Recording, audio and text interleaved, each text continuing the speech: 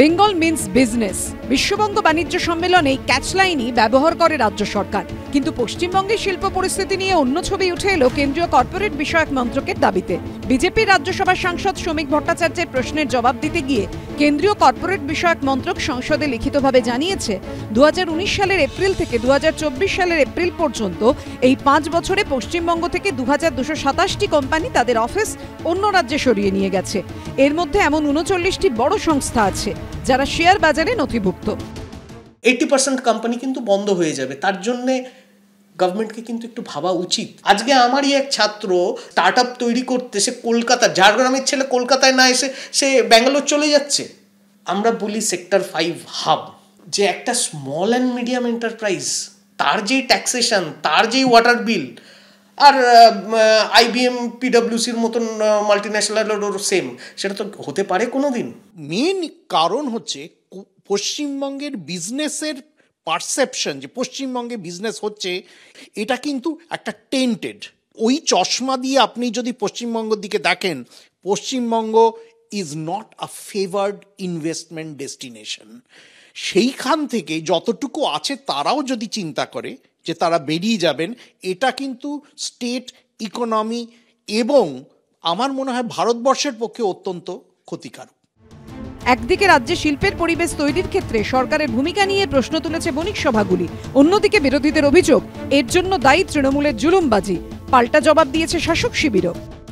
পশ্চিমবঙ্গে দেখা যাচ্ছে নতুন তো কিছু আসছে না, BGBS যাই বলুক না কেন কিছু আসছে না, তো যারা আছে তারাও ব্যবসা গুটিয়ে নিচ্ছে লগ্নি করে, তারপর কাটমানিও দেবে, সিন্ডিকেটের কথা শুনবে।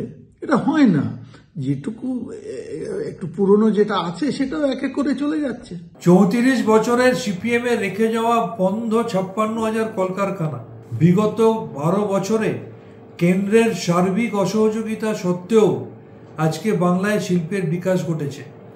একদিকে নরেন্দ্র মোদীর বন্ধুরা যখন হাজার হাজার কোটি টাকা চুরি করে দেশ থেকে পালিয়ে যাচ্ছে, অন্যদিকে ভারতবর্ষের মধ্যে পশ্চিমবঙ্গ ইজ অফ ডুইং বিজনেসে প্রথম হিসাবে স্কচ অ্যাওয়ার্ডে ভূষিত হচ্ছে। আগামী বছরের শুরুতেই এ রাজ্যে হবে বিশ্ববঙ্গ বাণিজ্য সম্মেলন। তার আগেই এতগুলি কোম্পানির বাংলা ছেড়ে যাওয়ার দাবি ঘিরে তুঙ্গে তরজা। দীপক ঘোষ ও কৃষ্ণেন্দু অধিকারীর রিপোর্ট, ABP আনন্দ।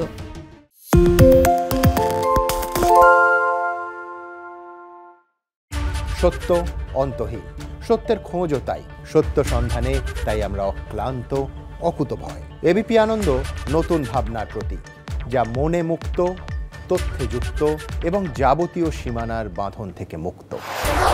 সীমা না শব্দটির মধ্যে লুকিয়ে আছে মানা শব্দটি, যেন চোখ রাঙানি এক অদৃশ্য ব্যানাজার, যা আটকে রাখে আমাদের এক ছোট্ট গণ্ডির মধ্যে।